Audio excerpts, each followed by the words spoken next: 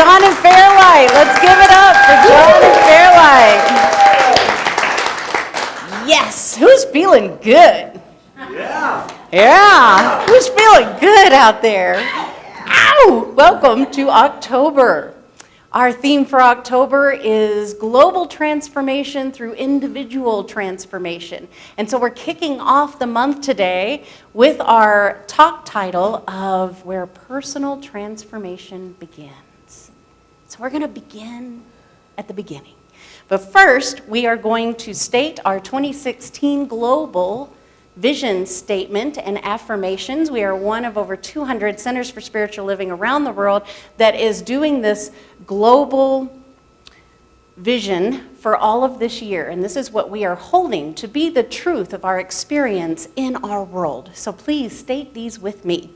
We see a world that works for everyone, where all life is honored as expressions of the divine, where people live according to spiritual truth, where humanity awakens to spiritual magnificence, where humanity rediscovers personal creative power, where we live as one global family, where kinship with all life prospers, where unity and connection is emphasized, where forgiveness is the norm, where spiritual guidance is valued, where we are called to conscious social action, where people have enough food, homes, and a sense of belonging, where there is peace, harmony, and justice for all, where resources are valued, cared for, and shared,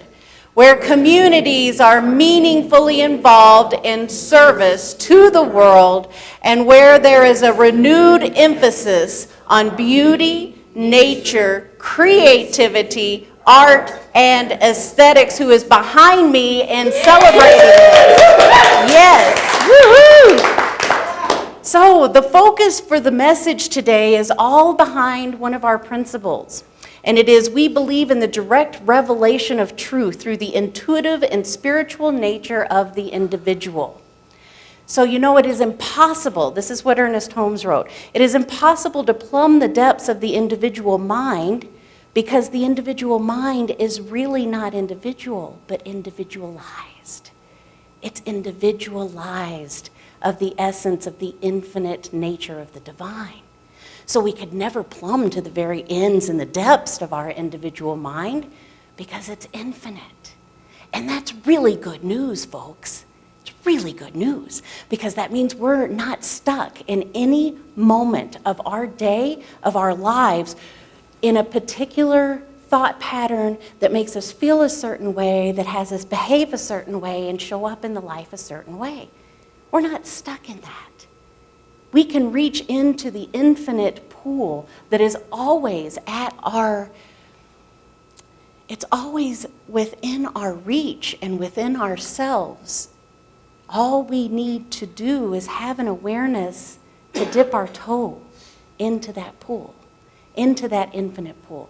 So I'm really excited about that. I am knowing that you're excited about that too.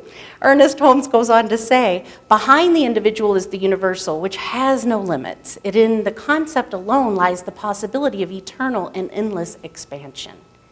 Now this reminds me of a quote that I saw written, it's actually in preparation for later this month, but it says this, and I thought it was just perfect because Art shared some writings of the channeled vision of Jesus. And so going off of this, just imagine this. We were meant to expand. We were meant to expand in our conscious awareness of the truth of our being. If we were not, just imagine this. Jesus would have said, now y'all don't move, y'all don't change, y'all don't expand, y'all don't do anything until I get back. Did he say that? He did not say that, did he? No. It is done unto us as we believe, and thank God we are an individual essence of the infinite spirit of the divine. So we get to expand. We get to evolve. We get to grow. We get to come into a greater awareness of that every single moment. And guess Guess how most of our avenues are in this dimension on how we get to do that. We kind of talked about that last week. So if we could show the very first slide here, please. The second slide. Sorry. Here we go. So in honor of this month and Halloween coming up, here we have two ghosts. And I imagine somebody said, "What are you in for?" And one of them said, "Disturbing the peace." You? Possession. Possession, yes.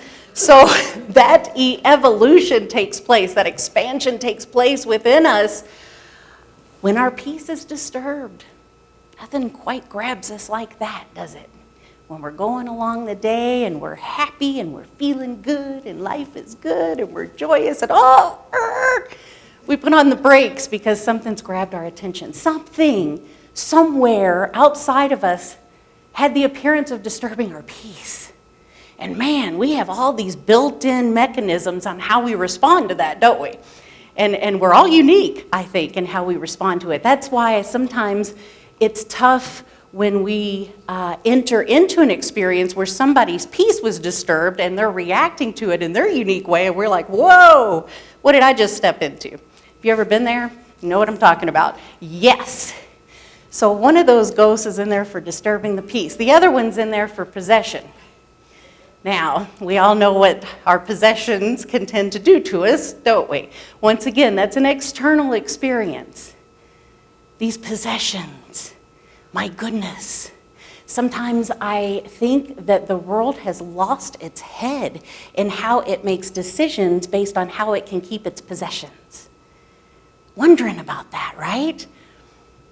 What if it's not about our possessions? What if our expansion of conscious awareness and the truth of who we really are, where does that begin? I don't think it begins with our possessions, and I'm pretty sure it doesn't begin with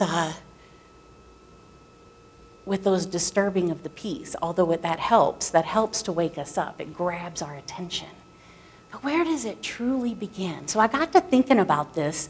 This week, I realized to a greater level that if you really think about it, we come into this world, little babies, wide open. We're like sponges. We're taking in so much through feeling and through our eyes and through our ears and through touch. We're just sponges and we're soaking it all up. That's all external. We learn in the beginning almost entirely via external stimulation, right? So then this thing happens. That's like a natural state. But then when we grow up, we kind of have fallen into that habit of guiding our life based on external situations and external validation.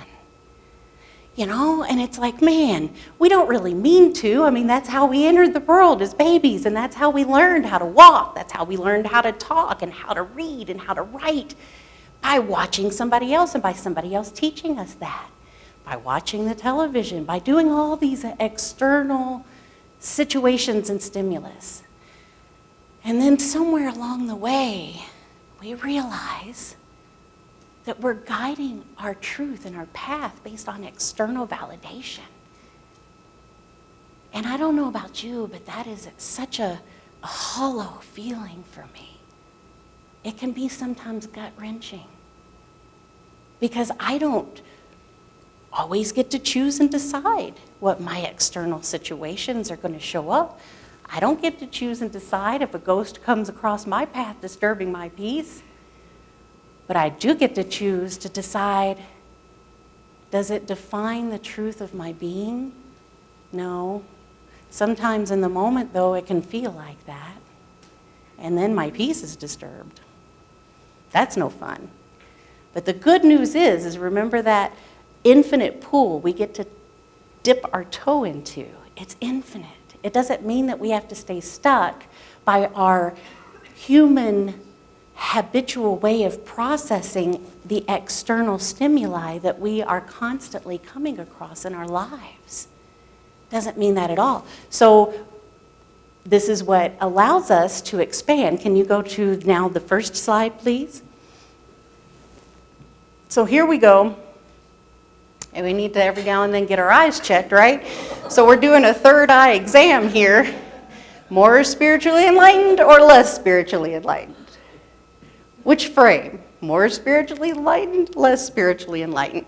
So kind of that makes me chuckle, because I know that when I tend to utilize the external as my guidepost to define me or my value or my worth or lack thereof, I'm kind of probably looking through the lens that's less spiritually enlightened.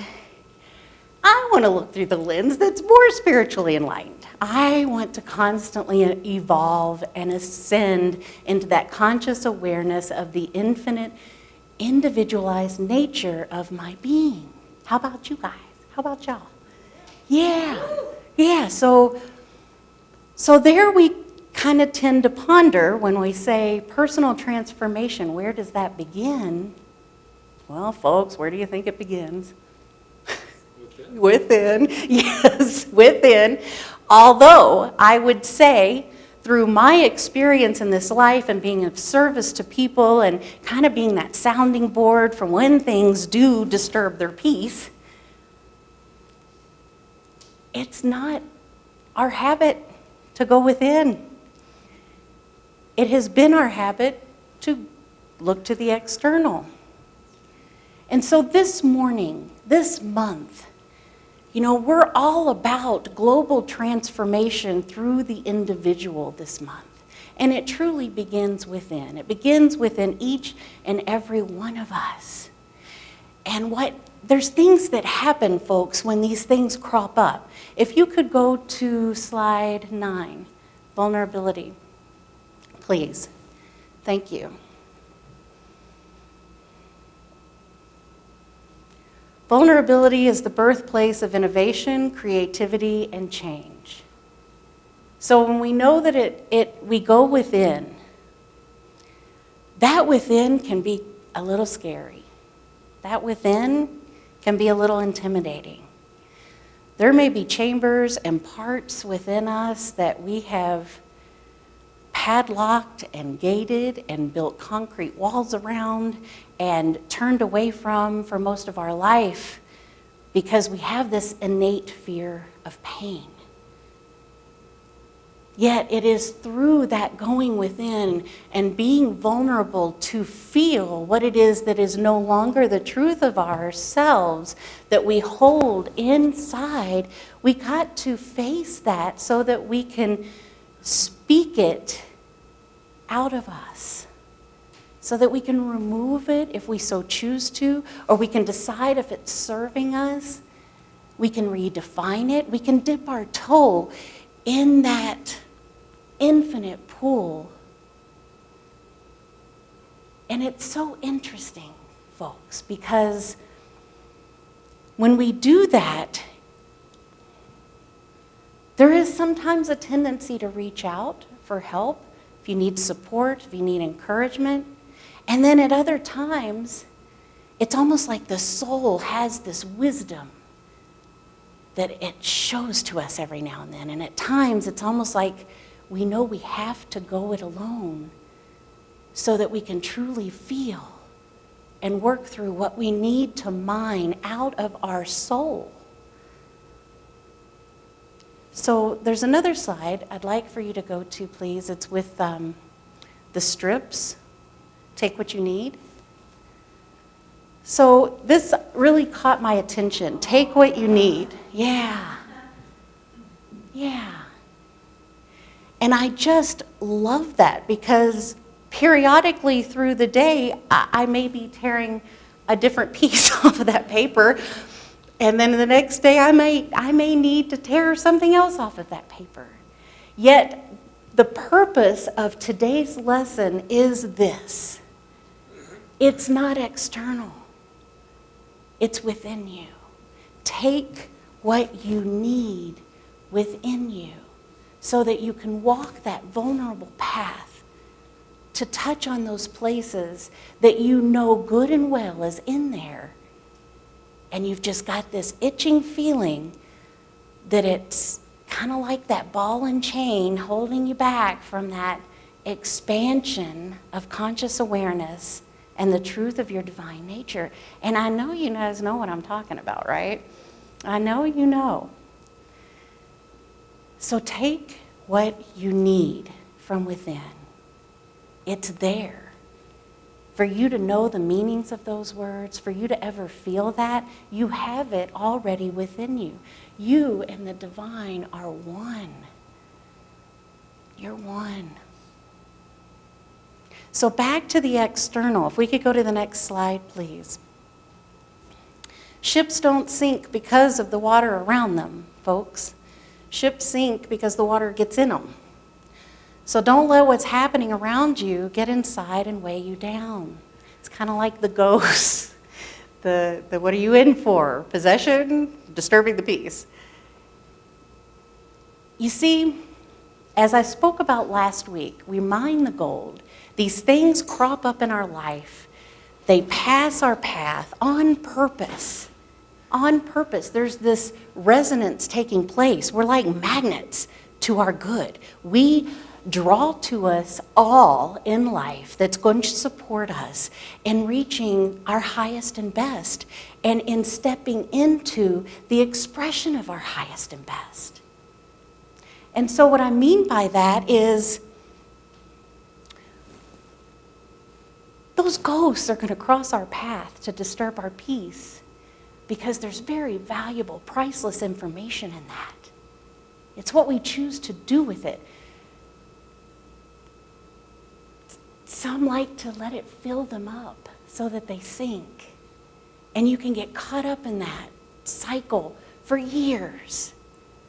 And it can tend to feel so comfortable that you're like, oh, I know this. I recognize this. I know how to behave in this. I'm good with that.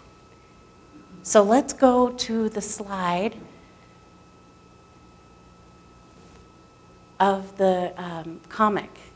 It's slide 8. So this is what's happening here, folks. Nope, the other one.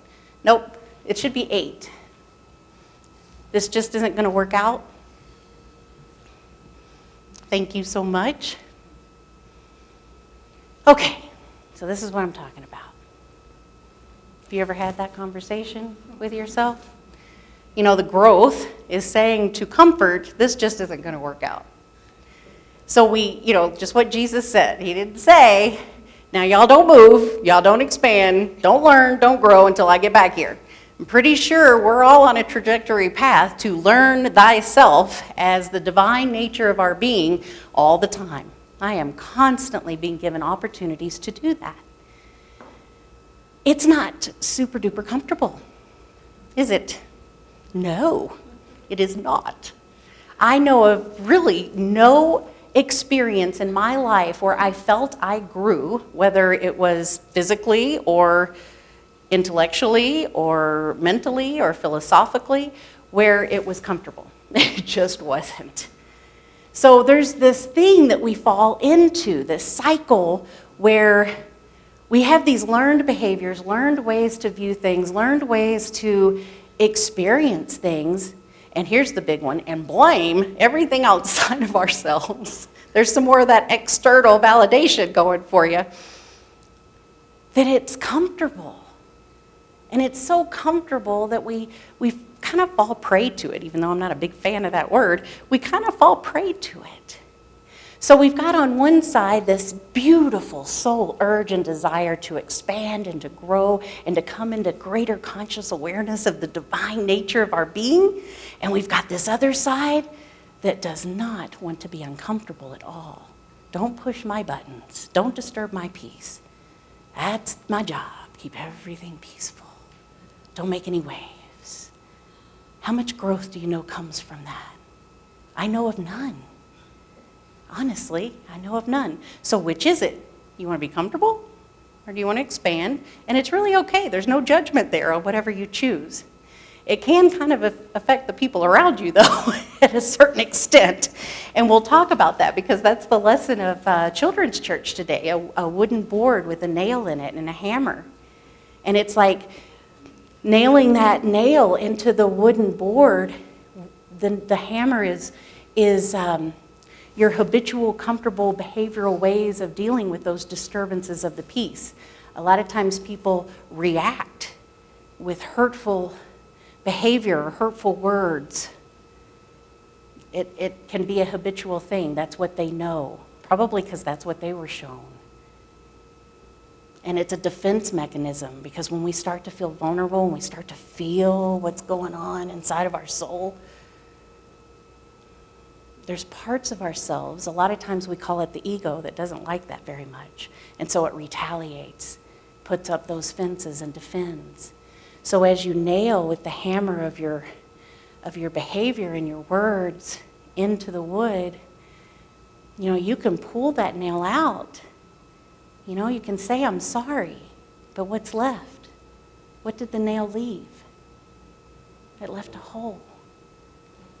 And so that's another reason why we expand in our knowing thyself, is so that we know innately to fill that hole with love. We've got to fill the hole with love. And folks, it really has to come from ourselves first. Take what you need from yourself. And I am here to tell you that as we are firmly grounded in our spiritual practice and the truth of who we are, it's much more difficult to have our peace disturbed. And when it does get disturbed, it's super important to pay attention to that, because you're on the precipice of something amazing, getting ready to just blossom in your life. And this big thing, what feels big, comes to you so that you can do some housekeeping. There's great, incredible guests getting ready to arrive, and life, spirit, shows you, maybe some areas that your soul is calling out for you to clean up. Basically is what that is. Putting it into house cleaning terms. So I don't know about you, but I feel a little relief in knowing that. It doesn't have to be the end of the world when something comes by to disturb our peace. It can truly be seen as a gift, and that global transformation that occurs through our individual transformation, it's up to us to rise above, to see it and feel it and experience it as the gift. Now, I'm not saying do metaphysical malpractice and just kind of surface level over it and say, oh, all is good, all is well, all is good, all is well, while, life feels like it's crumbling all around you. I'm not suggesting that. I'm suggesting that you take what you need, you be firmly grounded in your spiritual practice, and you walk that path of vulnerability, and don't be afraid of the pain. Because the pain is there to teach us something. It's there to provide us with some tips for house cleaning, soul house cleaning. It's a good thing. So I've got a few tips of those of my own. I'd like to go to the one slide that you put up, 12. I see it in the way. I just thought this was so beautiful. I see it in the way you make yourself smaller so that life will not bump up against you. And it makes me want to take your hand and bring you out into the day and say, let it touch you. And remember, it's all an excuse to love. I was working with somebody yesterday that was so into their pain. They got so scared because they became vulnerable, and they got so into their pain, and I just so much wanted to guide them and lead them in love and say, it's okay. It's really okay. But you see, folks, we really can't do that for other people. We can hold the space. We can know the truth. We can love them so much. And I'll speak to it personally. I've been working with a health coach this summer who's been working with me on really redefining my relationship with my body. And it's been going on all summer. Now, this isn't a gym coach. This is a spiritual coach that I'm working with. But it has come time, at least we thought it had come time, for me to start working with a gym coach. So I went and had the meeting, and oh my God, it was really intimidating. And I was all jazzed, and I knew I had to go get shoes because I didn't have proper CrossFit training workout shoes, and I certainly didn't have workout clothes. So I went and got the shoes, and I went and got the clothes. I have not gone to the gym yet. I am so freaking scared. And it's like, what am I scared of? What am I so scared of?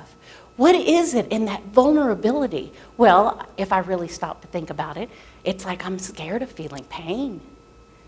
I know my muscles have memory, and I don't want to feel pain. But you know that saying, no pain, no gain? There's pain, but it doesn't have to be bad. You know, we don't have to label pain as bad. So I'm working on that. But I just want to say that no one is alone in that experience of being intimidated and afraid of being vulnerable. We all have our demons inside that we've defined, that we've created, that we've put a label on, and that we spend a whole lot of energy, or maybe some of you not so much, building up those concrete walls and turning away from. And so in this moment right now, I am issuing an invitation because global transformation is happening. We are being called to stand up and be the light that we are. Just like John and Fairlight sang this morning, we are being called. Can you feel it? I feel it. And so there's all this opportunity for us to do our own personal, spiritual housekeeping so that we can receive that call to shine our light and allow global transformation to occur through us individually. So let's go to the slide where she's looking in the mirror, please.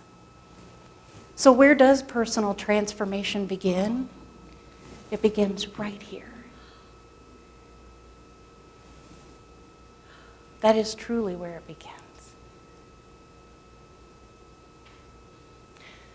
So here's a homework assignment for you for the week. I'm going to invite each and every one of you to spend 3 minutes sometime during the day. I recommend morning because that's easier for me. 3 minutes sometime during the day. Go to your favorite mirror and just look at yourself.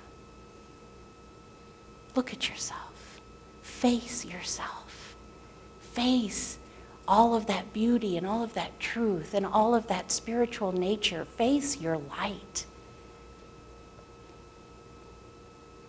Because the more we do that, the less we are inclined to make ourselves small so that the world doesn't bump up against us. And folks, the world's bumping up against us because we're alive and we're spiritual beings and we're here for a purpose. And we're here to shine our light. So are you guys willing to take that assignment this week? Every day, 3 minutes. And embrace who you are. Discover who you are.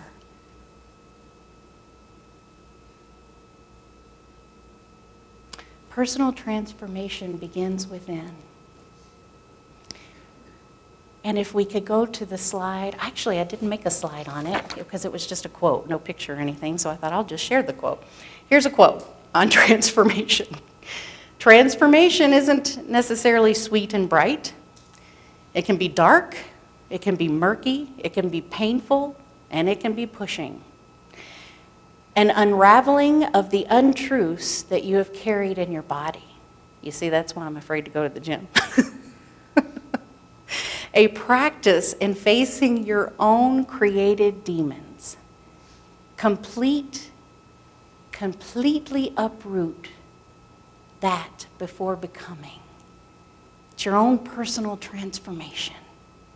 The world bumps up against us so that we can face those demons that we've created when we weren't necessarily as awake as we are right now because we're constantly evolving. And if I have demons inside of here that I don't even know are residing and that I didn't even know I created, you bet I want to know. Because I have goals. I have a purpose in this world. And God help me, I want to know if there's any part of me keeping me from it. And so, because of that, I'm willing to be vulnerable. I'm willing to experience pain. And I'm willing to take what I need in that moment from the unending pool of spiritual love, of spiritual truth.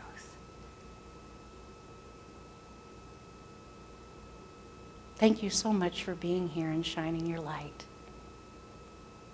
And so it is.